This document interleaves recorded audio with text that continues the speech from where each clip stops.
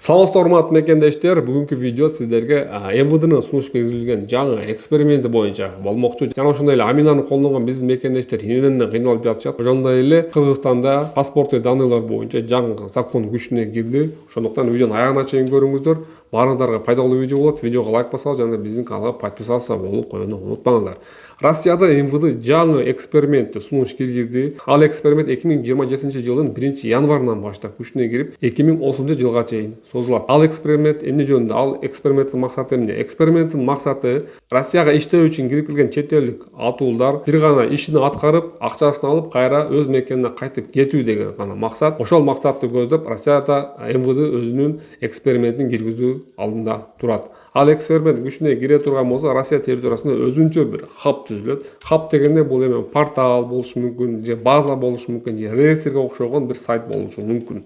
Ал сайтта сиздердин данныйларыңыздар болот, медосмотрдон өткөн данныйларыңыздар болот, жана сиздердин характеристикаңар жана башка толгон токой силердин жөнүндөгү маалымат болот. Жана иностранный жумушчу күчүн колдонуу максатында катталган фирмалардын дагы адрестери, данныйлары ал жерде болот. Себеби азыркы учурда баарыбыз билебиз, Россияда атайын договор үчүн гана, фиктивный договор үчүн гана фирмалар ачылат дагы эч кандай иш алып барышпайт, эч кандай бир нерсе өндүрбөйт, бир нерсе сатпайт. Жөн гана фиктивный договорлорду сатуу менен гана алек болгон фирмалар дагы Россияда аябай көп. Ошондуктан булар өзүнчө бир иностранецтер үчүн хаб түзө турган болду. Анын ичинде иностранецтер жумушка ала турган өзүнчө бир фирмалардын данныйлары жана иностранецтердин өздөрү тууралуу дагы толук маалымат болот.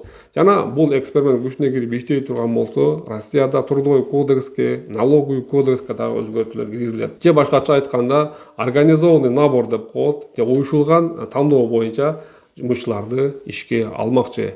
Жумушчуларга коюлган талаптар өзүнчө болот. Ал жерде айлыктары жана түзүлө турган трудовой договордун дагы түрү башкача болот. Башкача айтканда, срочный трудовой договор менен гана иштешет. Срочный договор менен иштеп баштаганда кандай болот? Срочный договор менен иштегениңиздерде, урматтуу мекендештер, сиздер кайсы бир мөөнөткө, 6 айга же 3 айга же 9 айга трудовой договор түзүлөт. Ал трудовой договор түзгөндөн кийин, ал трудовой договордун мөөнөтү бүткөндөн кийин сиз Россия территориясынан милдеттүү түрдө чыгып кетишиңиз керек болот. Жана ошондой эле Россия территориясында налоговый кодекске дагы өзгөртүүлөр киргизилмекчи. Ошондой эле ЕСке кирген мамлекеттин атуулдары дагы дал ушул организованный набор боюнча, дал ушул эксперимент боюнча жумушка алынып, эксперимент боюнча иштешмекчи. Урматтуу мекендештер, ЕСке кирген мамлекеттерди кошкон туура эмеспи? Өзүңүздөрдүн пикириңиздерди комментарийге калтырып кетириңиздер. Мен ойлойм, сиздердин пикириңиздер дагы көпчүлүккө пайда алып келет. Себеби комментарийлерди дагы көптөгөн мекендештер. Эми иненен маселесине келе турган болсок, урматтуу мекендештер, чынында инененди Москва жана Москва областында Амина колдонгон мекендештерге чынында кыйын болду. Себеби Амина менен эч бир налоговый кабыл албай койду. Бардыгына сиздер кагаз алып кел, кагаз регистрация алып кел, бумажный регистрация болуш керек деп артка кайтарып жатат. Мен ушул маселенин үстүнөн иштеп, 121 федералдык мыйзам, бул Амина боюнча атайын эксперимент катары Амина боюнча эксперимент тууралуу кабыл алынган мыйзам, ал мыйзамды окуп карап чыктым. Мен ал жерде издедим. Налог боюнча, иненен алуу боюнча кайсы бир пункттар же частьтар барбы деп карап чыксам, эч жеринде налог боюнча тилекке каршы жазылбаган.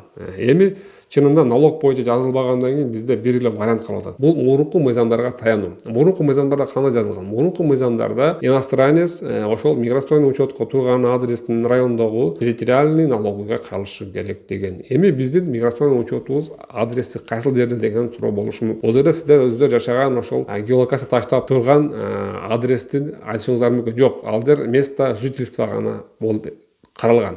Аминада дагы, законда дагы ошондой каралган, миграционный учет деп официально биздин миграционный учетубуз ММС Сахаровада каралган. Демек биздин иненен боюнча, СНИЛС боюнча вопросторубуздун бардыгы Сахаровадан чечилиши керек. Демек Сахаровадан барып биз сурашыбыз керек. Биздин миграционный учетубуз кайсы жерде турат? Миграционный учет Сахаровда турат экен. Демек ушул Сахаровдун райондук налогуйна биз эмне кылышыбыз керек? Кайрылышыбыз керек.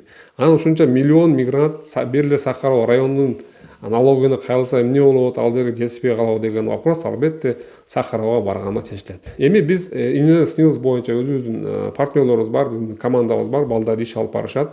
Иненен СНИЛС боюнча сиздерде суроолор боло турган болсо, алдыда жазылып турган иненен СНИЛС деген номерге кайрылсаңыздар, сиздерге эмне кылуу жөнүндө консультация беришет. Андыктан астыдагы WhatsApp номерге иненен СНИЛС алмай салбай жазсаңыздар, же алыш керек болсо кайрылсаңыздар болот. Жана ошондой эле баарыңыздардын кабарыңыздар бар. Биз ГПХ договорлорду түзүп берүү боюнча дагы иш алып барабыз.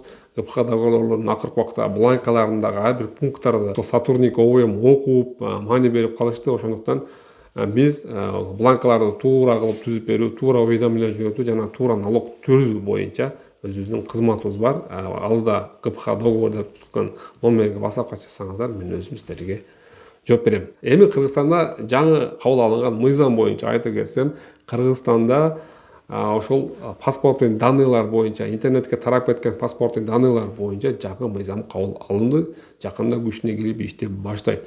Ал мыйзамга ылайык эми сиз кайсы бир адамдын паспортун интернетке таратып жиберген болсоңуз, WhatsApp группаларга таратып жиберген болсоңуз, эми мыйзам алдында жооп бересиз. Азыр айтылышы боюнча 7,5 миң сом штраф төлөп каласыздар.